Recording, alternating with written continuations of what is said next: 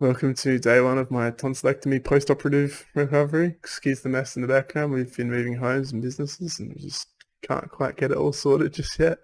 I've had 3 months of tonsillitis and we decided to pull the pin. I've had 15 years of catching it, but I had a long period of tonsillitis since April this year. So we've jumped in deep waters and managed to have seems like golf balls cut out of the side of my uvula and it's all swollen in there and looks nasty. But so I'd share this video because I have to go. I'm in an anonymous trial. There's two different types of procedures that we do here in South Australia, or at least at my hospital. Sorry.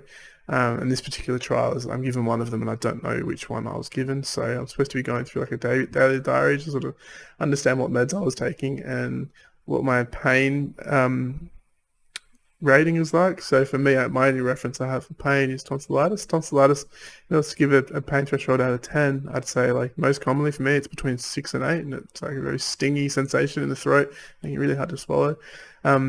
Waking up after surgery today, I had like zero pain. I was obviously heavily drugged still. I woke up 2 hours after the procedure. And then I slept again for another 2 hours. And I also managed to eat like a sandwich straight after surgery. No problems whatsoever. So really good in that respect. I don't know if that's the same for everyone.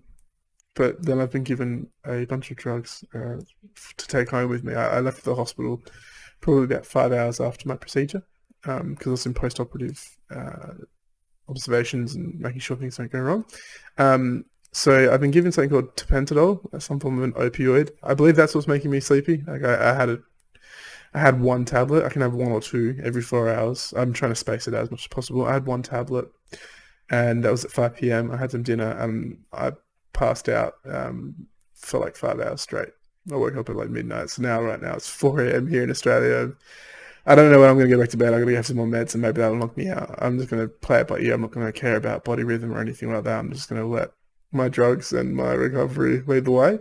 I've got 3 girls and a wife, so they can make it a little bit challenging maybe, but we'll see how we go. It is a little bit painful to swallow right now. I haven't actually had my pain medication for about 8 hours. I've been staggering it out because I've been told that I've only got 30 tablets of this particular Tapentadol, which is apparently a strong part of the pain relief process.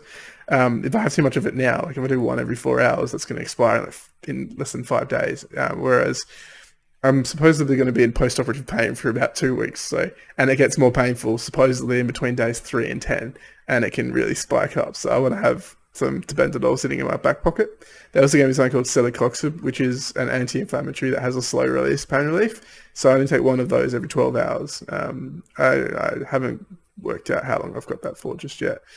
I've also been given some emergency pain relief. So in that really bad period, I can also take something else called prednisone and lignocaine. I haven't been able to get lignocaine from my local chemist, so my wife's going to start driving around to other ones to see if they can get the dosage that our hospital recommended. And also they've given me an antibacterial antibiotic called amoxicillin and chlorvenic acid, which is supposed to help prevent any infections from taking place there.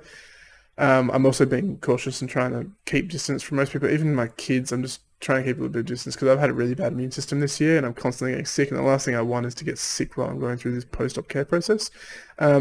So yeah, I'm not sure what else I want to share right now. One thing that was really surprising for me today is just being encouraged to eat solid foods. Don't just err on the side of caution and have ice creams and jelly. Supposedly if that's all you do, then the scab can grow in the back of your throat, and it can develop such a large scab that potentially, like day 10 or something, when the scabs fall off, you have a slight chance of bleeding.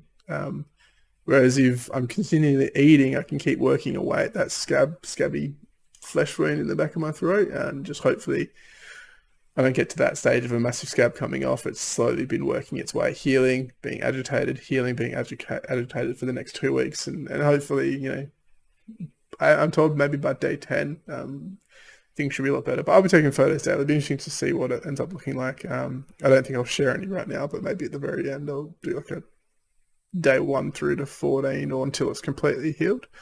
And we'll go from there. If anyone wants any other information, let me know.